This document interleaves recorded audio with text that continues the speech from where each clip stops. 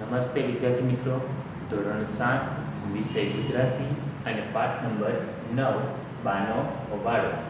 પાઠનો પ્રકાર છે નિબંધ અને એમના લેખક છે પ્રવીણ દરજી. તો વિદ્યાર્થી મિત્રો, આપણે આ બાનો વાડો એમના લેખક પ્રવીણ દરજી વિશે આપણે પરિચય મેળવીએ. પ્રવીણ દરજીનો જન્મ ઈસવીસન 1944માં થયો હતો. તો પ્રવીણ શનિલાલ દરજીનો જન્મ પંચમહાલ જિલ્લાના ગોધરા તાલુકાના મહેલોલ ગામમાં થયો હતો. કવિતા, નિબંધ, વિવેચન, ચરિત્ર, અનુવાદ, સંપાદન, બાળ સાહિત્ય એમ વિવિધ સ્વરૂપોમાં તેમનું અર્પણ રહ્યું છે. એટલે કે અહીં આ પ્રવીણ દરજી જે લેખક છે એમણે ગુજરાતી સાહિત્યના વિવિધ સ્વરૂપોની અંદર એમણે એનું અર્પણ કર્યું છે. લીલા પર્ણ, ઘાસના ફૂલ, વેણો રવ, ગાતા ઝરણા અને પંચમ વગેરે લલિત નિબંધના તેમના સંગ્રહો છે. તો કે અહીં લેખક દ્વારા આપણને લલિત નિબંધો પણ મળે છે.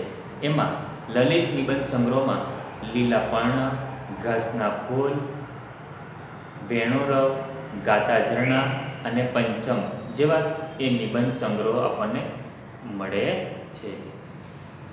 ગાતા ઝરણા સંગ્રહમાંથી લેવામાં આવેલા આ લલિત નિબંધમાં તેમણે બાનું સુરેખ ચિત્ર અંકિત કર્યું છે. તો અહીં બાનો વાડો જે નિબંધ છે એ ગાતા ઝરણામાંથી લેવામાં આવ્યો છે. એટલે અહીં ગાતા ઝરણા સંગ્રહમાંથી લેવામાં આવેલો આ લલિત નિબંધમાં તેમણે બાનું સુંદર ચિત્ર એ પ્રસિદ્ધ અંકિત કર્યું છે. સાથે વાડો પણ તેમની વિશિષ્ટ ગદ્ય શૈલીને કારણે એકદમ જીવંત બની રહ્યો છે. ભારતીય જનજીવનમાં પ્રકૃતિ પ્રેમ સહજ રીતે વણાઈ ગયો છે. તો કે દરેક ભારતીયોના જનજીવનની અંદર આ પ્રકૃતિ છે એ પ્રકૃતિ પ્રત્યે લોકોને પ્રેમ છે એ સહજ રીતે વણાઈ ગયો છે. એ પણ અહીં અનુભવી શકાય છે. હવે વિદ્યાર્થી મિત્રો, આપણે જોઈશું પાઠની અંદર. બાને હવે 75 થયા, છતાં બા 75ની લાગે નહીં. બા 75 ના થાય એટલે કે લેખક આપણને જણાવે છે કે બા છે, લેખકની બા એ 75 વર્ષના થયા છે, છતાં પણ બા છે એ 75 વર્ષના છે એવું લાગે નહીં. અને બા એમ સ્વીકારે પણ નહીં. બા એવું સ્વીકારતા પણ નથી કે પોતે ઘણી બધી ઉંમર થઈ ગઈ છે, 75 વર્ષની ઉંમર થઈ છે. બા જીવી છે જ એવું કે ઉંમર કે નિરાશાને નજીક ધૂકવા જ ન દે. લેખક કહે છે કે બા છે એ બા એનું જીવન જ એવી રીતે જીવી છે કે એણે એની જીવનમાં ઉંમર અને નિરાશા, હતાશાને નજીક ધૂકવા નથી દીધા. નજીક ધૂકવા એટલે કે એને પાસે આવવા દીધા નથી. આમ બા જીવી જ એવું છે કે ઉંમર કે નિરાશાને પાસે ન આવવા દીધા. નિરંતર ઉદ્યોગ એટલે બા. નિરંતર એટલે શું? તો કે હંમેશા, અને ઉદ્યોગ એટલે કે પ્રવૃત્તિ અથવા કામકાજ. તો કે નિરંતર ઉદ્યોગ એટલે બા. બા કેવી હતી? તો કે હંમેશા પ્રવૃત્તિશીલ હતી, કંઈક ને કંઈક કામકાજ કરતી રહેતી હતી. એટલે નિરંતર ઉદ્યોગ એટલે બા. બા માટે એક જ શબ્દ વાપરવાનો હોય તો હું કહું જાજરમાન બા. લેખક પોતાના બા માટે જો શબ્દ પ્રયોગ કરે, કહેવાનું થાય તો કે હું કહું જાજરમાન બા. જાજરમાન બા એટલે ભવ્ય અથવા પ્રભાવશાળી વ્યક્તિત્વ ધરાવતી. તો એ બા કેવી હતી? જાજરમાન હતી, પ્રભાવશાળી વ્યક્તિત્વ ધરાવતી હતી. નીચી બેઠી દડીની મજબૂત બાંધાની હતી. બા કેવી હતી? તો કે નીચી બેઠી દડીની. બેઠી દડીના એટલે ઠીંગણા, એટલે કે હાઈટની અંદર ઓછા હોવું એટલે ઠીંગણા હોવું, અને મજબૂત બાંધાના હતા. આજે પણ એવી જ દમદાર લાગે. આજે પણ આટલી ઉંમરે 75 વર્ષની ઉંમરે પણ એ આજે પણ તેવી ને તેવી જ એ દમદાર લાગે. દમદાર એટલે કે ભક્કાદાર, રૂઆબદાર લાગે. બાનો જીવન રસ કયા મોરિયામાંથી પોષણ મેળવતી તે આજે પણ કાળની તડકી છાયડી વચ્ચે પ્રસન્ન અને ઉદ્યમી રહી શકી હશે. તો કે લેખકને મનની અંદર પ્રશ્ન થાય છે કે બાનો જીવનનો રસ કયો હશે, એટલે કે બાનો જીવનનો મુખ્ય રસ કયો છે, એ કયા મૂળિયામાંથી એ પોતાનું એ પોષણ મેળવતી રહી હશે કે આટલું લાંબુ જીવન જીવી રહે છે, છતાં પણ એ નિરાશ હતાશ થયા વિના એ જીવન જીવી રહી છે. તો તેથી લેખકને એવું થાય છે કે બાનો જીવન રસ કયો હશે, કયા મૂળિયામાંથી એ પોતાનું પોષણ મેળવતી આજે પણ એ તડકી છાયડી વચ્ચે પ્રસન્ન રહી શકે છે. તડકી છાયડી વચ્ચે, તડકી છાયડી એટલે તો કે સુખ દુઃખની અંદર પણ એ આટલી પ્રસન્ન ખુશ રહી શકે અને ઉદ્યમી રહી શકી. સાથે ઉદ્યમી એટલે તો કે ઉદ્યમી એટલે શું, તો કે મહેનતુ, બરાબર, મહેનતુ, કામકાજમાં સતત પ્રવૃત્તિશીલ રહેવું. તો બા છે એ સતત એ ઉદ્યમી રહી શકી હશે. આમ લેખકે વિચારે છે, દશકા પૂર્વે બાપુજીનું અવસાન થતાં અમારા જીવન ઘરનો ટોટિંગ મોભ તૂટી પડ્યો હતો. દશકા પૂર્વે, 10 વર્ષ પૂર્વે બાપુજીનું એ શું, તો કે એનું અવસાન થઈ ગયું હતું. બાપુજીનું દશકા પૂર્વે શું થાય છે, મૃત્યુ થાય છે. અમારા જીવન ઘરનો ટોટિંગ મોભ, બરાબર, ટોટિંગ મોભ એટલે શું, અહીં ઘરની મુખ્ય વ્યક્તિ, બરાબર, તો એ જીવન ઘરનો ટોટિંગ મોભ તૂટી પડ્યો હતો. એટલે કે લેખકના પિતાશ્રીનું મૃત્યુ થયું હતું. જે ઘરનો મુખ્ય વ્યક્તિ હતો, જે મુખ્ય ઘરનો આધાર હતો, એવા વ્યક્તિનું અહીં મૃત્યુ થયું હતું.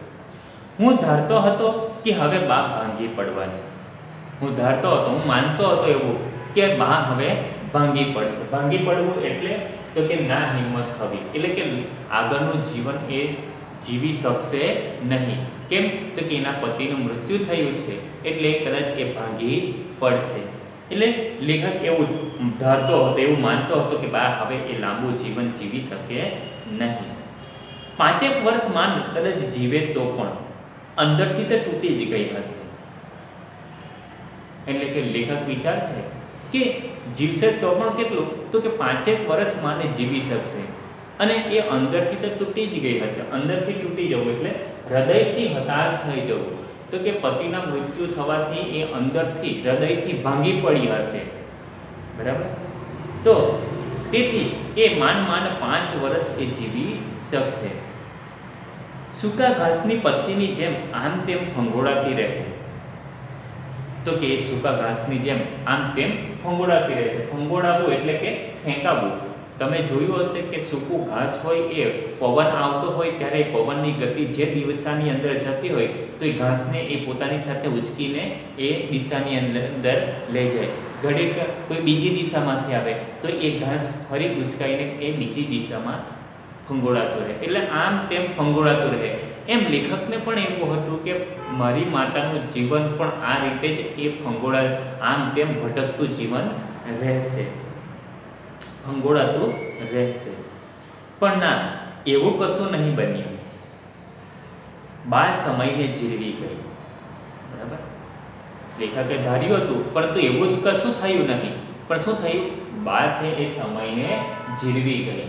સમયને જીરવી જવું એટલે કે કપરો સમય સહન કરવો, બરાબર. અને જીરવી ગઈ એટલે કે સહન કરી ગઈ. તો કે બા છે એ સમયને, કપરા સમય છે, દુઃખના સમય છે, હતાશના દિવસો છે, તે એવા દિવસોને પણ એ કપરા સમયને સહન કરી ગઈ અને જીતી ગઈ. હૃદયના ભંડકિયામાં આંસુની બધી ખારાશ અને જખમોને ભરી દીધા. હૃદયના ભંડકિયામાં, જે હૃદયના અંદર બધા દુઃખો હતા, એ બધા દુઃખોને એ શું થઈ ગઈ, બધી ખારાશો છે, દુઃખો છે, બધા ભૂલી ગઈ. પોતાના કામઢા વ્યક્તિત્વને અળપાવા દીધું નહીં. પોતાના કામઢા વ્યક્તિત્વ, કામઢા એટલે કે ઉદ્યમી, જે સતત કામકાજમાં પ્રવૃત્ત રહે છે, તો એવી ઉદ્યમી, મહેનતુ જે પોતાનું વ્યક્તિત્વ હતું એને અળપાવા દીધું નહીં. અળપાવા દીધું એટલે તો કે એણે પોતાનું જીવન આવું સતત ને સતત પ્રવૃત્તિશીલ, કામકાજમાં જ પ્રવૃત્ત રહેનારી એવું જ જીવન છે એને શું કર્યું? ટકાવી રાખી. પિતાની વાત નીકળતા સુખનો અતિરેક થતાં બાની આંખ ભીની થઈ જતી. આંખ ભીની થઈ જતી. આંખ ભીની થઈ જવી એટલે કે આંખોમાંથી આંસુ આવવા.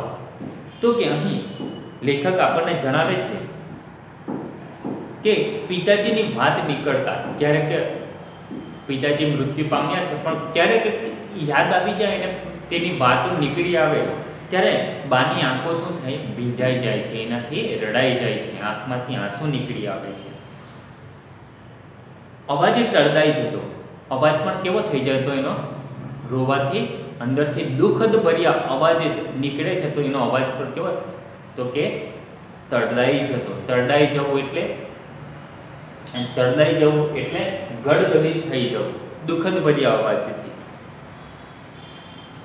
આ બધું તારા બાપા હોત અને નજરો નજર જોતા તો કેટલા ખુશ થાત. દુખિયારો જીવ સુખ જોવા જ ન પામ્યો. શું કહે છે?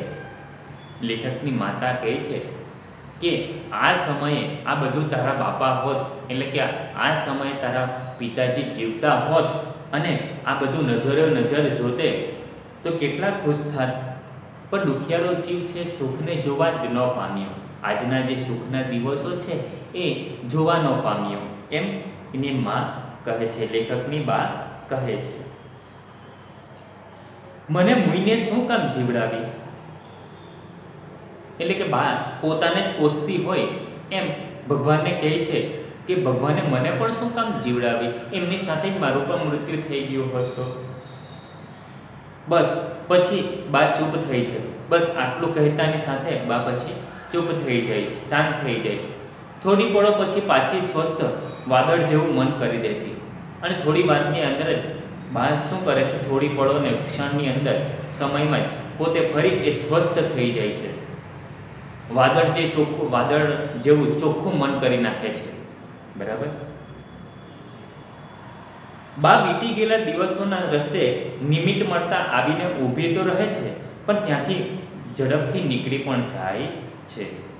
બા છે વીતી ગયેલા સમય છે તેને યાદ કરે છે અને યાદ આવતાની સાથે દુઃખની અંદર પડી પણ જાય છે, દુઃખી પણ થઈ જાય છે. પણ એ દુઃખમાંથી ફરી એ બહાર આવે છે અને ઝડપથી પોતાના રોજિંદા જીવનની અંદર જિંદગી જીવવા માને છે.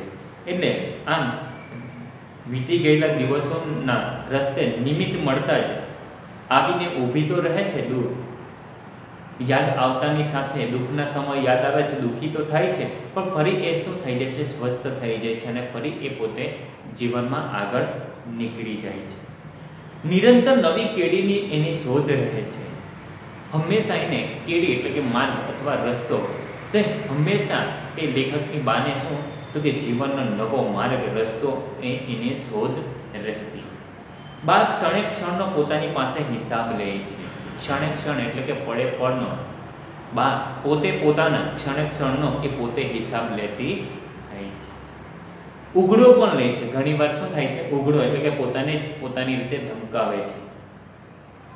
બીજા કરે કે ન કરે એ એનું કામ કરીએ જ જાય છે. બીજા ભલે કોઈ કામ કરે કે ન કરે પણ એ એનું રોજિંદુ જે કામકાજ છે એ સતત પ્રવૃત્તિશીલ છે કામમાં, તો એનું એ કામ તો એ રોજે રોજ કરીએ જ જાય છે. કર્મ અને ધર્મ તેને એક કરી મૂક્યા હતા. અહીં કર્મ અને ધર્મને એક કરી મૂકવા એટલે એને કર્મને જ ધર્મ અને ધર્મને જ કર્મ એ એમ કરી મૂક્યું હતું. બાના જીવન સ્ત્રોત વિશે વિચારતા ઘણી બધી બાબતો મનમાં આમ તો ઉમટી આવે છે. લેખક કહે છે કે જીવન સ્ત્રોત એટલે તો કે અહીં જીવનનો અખૂટ ભંડાર, જીવનનું જે ઉદ્ગમ સ્થાન છે, જીવનનો જે સ્ત્રોત છે એના વિશે એ લેખક વિચારતા એને લેખકને ઘણી બધી બાબતો એ મનમાં આમ તો ઉમટી આવે છે. ઉમટી આવવું એટલે શું? તો કે યાદ આવવું. તો કે લેખકને મનમાં ઘણી બાબતો બધી શું યાદ આવી જાય છે. પણ એ સર્વમાં મોખરે મૂકી શકાય તેવી બાબત તો કે વાડાની.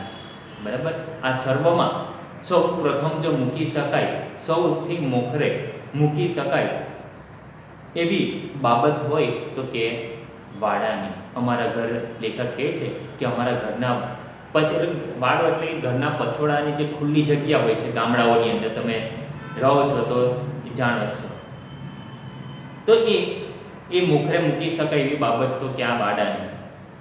હા, અમારા ઘરના ઘર પછવાડે ઘણો મોટો વાડો છે. બાને પ્રકૃતિ, ઝાડપાન અને ફળ ફૂલમાં ભારે રસ. ગામની અંદર લેખક છે એને ઘરના પાછળની ભાગે મોટો ખુલ્લો વાડો છે, એમાં તો કે ઘણા ઝાડપાન અને ફળ ફૂલની એ રસ હતો. એટલે કે બાને આ બધી બાબતમાં ખૂબ પ્રકૃતિ પ્રત્યે પ્રેમ હતો. તેથી ઘરના પાછળ તો કે ઘણા બધા એવા ઝાડ વૃક્ષો એ રોપ્યા હતા, ઝાડ પાન છોડવાઓ રોપ્યા હતા, ફળ ફૂલના. બરાબર, તો એને ઉછેરવાનો એ બાને ઘણો રસ હતો, એમાં પ્રકૃતિ પ્રેમ હતો એમનો. બા માટે વાડો અમુક તમુક ફૂટ જગ્યા નથી, એ એના જીવનનું એક સ્વજન છે. અમુક ટમુક એટલે તો કે થોડી ઘણી. બા માટે આ વાડો એ અમુક ટમુક થોડી ઘણી જગ્યા નથી, પણ એના માટે તો એ વાડો એનું એક પોતાનું સ્વજન છે, એમ લેખક કહે છે. જેટલો તેણે વાડાને પ્રેમ કર્યો છે એટલો કદાચ અમોને નથી કર્યો. લેખક આગળ જણાવતા શું કહે છે કે બાએ જેટલો વાડાને પ્રેમ કર્યો છે ને એટલો કદાચ અમને પ્રેમ કર્યો નથી. બાનું જીવન અને મુક્તિ જે ગણો એ વાડો રહ્યો છે. અને આ વાડો એટલે બંને તરફ વાડની હદ પૂરી થાય ત્યાં સુધી થોર અને મહેંદીની વાત. બાનું જીવન હોય કે પછી એની મુક્તિ હોય, જે ગણવું હોય તે એ શું રહ્યો છે? વાડો જ રહ્યો છે. અને આ વાડો એટલે તો કે વાડાની બંને તરફ ફરતે શું છે? જ્યાં હદ પૂરી થાય છે વાડાની, ત્યાં એમણે હદે શું રોપવામાં આવ્યું છે? તો કે થોર એટલે કે જે કાટાળી હોય છે, લીલા રંગની આવે છે, બરાબર ને, અને અંદર ટપકા એને અંદર આવે છે અને એમાં કાંટા હોય છે. તો એવી કાંટાળી જે થોરની વાળ હોય છે, સાથે સાથે મહેંદીની પણ વાળ હોય છે. એની વચ્ચે જાતે તૈયાર કરેલો માંડવા ઉપર કારેલી, કંકોડીથી માંડીને અનેક શાકભાજીના વેલા ઉપરાંત નીચે મકાઈના ભીંડાના ચાસ, રીંગણ, મરચાં, દાડમ, જામફળ, કોળું, સીતાફળ, પપૈયા, કહો કે એના હૃદયની જેટલી સમૃદ્ધિ એ વાડામાં. અને ફૂલો, મોગરો, જાસૂદ, કાગડી, અમરીચમરી, ગુલાબ, કરેણ, સૌભાગ્ય સુંદરી, પારિજાત, સુગંધનો દરિયો જ જોઈ લ્યો. અહીં લેખક જણાવે છે આપણને કે વાડો છે એ વાડાની વચ્ચે એની બાએ જાતે માંડવો તૈયાર કર્યો છે. માંડવો એટલે કે 4 ખૂણે એક થાંભલા નાખીને ઉપર બાંધી દેવો અને તેના ઉપર લાકડાઓ નાખીને એ માંડવો બનાવવો અને તેના ઉપર તો કે વેલાઓ ચડાવવા. શાના? તો કે માંડવા ઉપર કારેલાના અને કંકોડીના માંડવા ચડાવ્યા. એટલે માંડવે એના છોડ વેલાઓ ચઢાવે છે. અને સાથે સાથે એ વાડાની અંદર તો કે શાકભાજીઓ પણ છે, એ શાકભાજીના વેલાઓ પણ જોવા મળે છે. નીચે તો માંડવા ઉપર તો વેલાઓ ચડાવ્યા. હવે નીચેની જગ્યા શું કરે છે બા? તો કે મકાઈના ભીંડાના ચાસ, મકાઈ પણ રોપે અને ભીંડાઓ પણ ના ચાસ બનાવે છે, સીધા ને સીધા. રીંગણ મરચાં સાથે એની અંદર વાડાની અંદર રીંગણ, મરચાં, ત્યારબાદ ફળ ફૂલોની અંદર પણ તો કે ફળની અંદર દાડમ, જામફળ, કોળું, સીતાફળ, પપૈયા જેવા એના છોડવાઓ આપણને જોવા મળે છે. કહો કે એના હૃદયની જેટલી સમૃદ્ધિ એ વાડામાં હતી. અને ફૂલો પણ ખરા સાથે. એ વાડાની અંદર બા ફૂલોના છોડ પણ રોપતી હતી. એમાં તો કે મોગરો, જાસૂદ, કાગડી, અમરીચમરી, ગુલાબ, કરેણ, સૌભાગ્ય સુંદરી, પારિજાત, સુગંધનો દરિયો જે જોઈ લ્યો. આ જાતના બધા ફરતેના વાડાની ફરતેની બોર્ડર પર શું કરે છે, આવા ફૂલ છોડો છે એ રોપ્યા છે. અને એના ઉપર અલગ અલગ જાતના એ ફૂલો આપે છે. અને એ આખા વાડાની અંદર સુગંધ જ સુગંધ આપણને એ નાક સુધી આવતી હોય છે. તેથી કહે છે કે સુગંધનો દરિયો જ જોઈ લ્યો. વહેલી સવારે વાડાની બંને બાજુ થોરને અડીને ભાત ભાતના પુષ્પો બાલ મંદિરના ભૂલકા બનીને ઝૂલતા હોય છે. તો કે અહીં વહેલી સવારમાં વાડાની બંને બાજુએ જે ઠોરની વાડ કરવામાં આવી છે એને અડીને ભાત ભાતના પુષ્પો છે, જે છોડ રોપ્યા હતા ફૂલોના, એ બધા પુષ્પો છે એ બાલ મંદિરના ભૂલકા બનીને એ ઝૂલતા હોય છે, નાના બાળકોની જેમ. બરાબર. તો કે બાલ મંદિરના ભૂલકા બનીને જાણે ઝૂલતા હોય છે, છોડવા ઉપર ઝૂલ્યા કરતા હોય છે હવામાં. અને વાડામાં ઔષધીય છોડ પણ મળે. બાએ એ વાડાની અંદર તો કે ઔષધીય છોડો પણ રોપ્યા છે. ઔષધીય એટલે તો કે દવા તરીકે ગુણો ધરાવતા છોડવાઓ પણ તેમણે એ રોપ્યા છે. પહેલાંના સમયની વાત કરીએ તો પહેલાં તો ઘરના વાડાની અંદર બધી ઔષધિઓના છોડ જે કંઈ થોડા જાણીતા મૂકતા હોય, ખાંસીના હોય કે પછી તાવ હોય કે એના વિશે કંઈ જે કંઈ હોય, તો એવા નાના નાના રોગો વિશે તો આપણે વાડાની અંદર આવા છોડવાઓ જોવા મળતા. તો અને વાડામાં ઔષધીય છોડ તો મળે જ. તુલસી, કરિયાટુ, અરડુસી, ખરસાંડી, જ્યારે માંગો ત્યારે એ હાજર થાય. એક નાનો મજાનો ઔષધાલય જ જોઈ લ્યો. એક નાનો મસ્તો ઔષધાલય એટલે કે દવાખાનું. ઔષધાલય એટલે એક નાનો મસ્તો દવાખાનું જોઈ લ્યો. મીઠો લીમડો અને લીંબુ પણ ખરા જ. સાથે સાથે વાડામાં તો કે મીઠા લીમડાનો ઝાડ પણ છે, અને સાથે આપણે લીંબુ છે એનું પણ વૃક્ષ એને રોપ્યું છે. એટલે વાડાની અંદર મીઠો લીમડો અને લીંબુ પણ ખરા જ. અને આ સિવાયનું બીજું તો ઘણું બધું એ વાડાની અંદર રોપ્યું હશે. બસ બીજું કંઈ નહીં.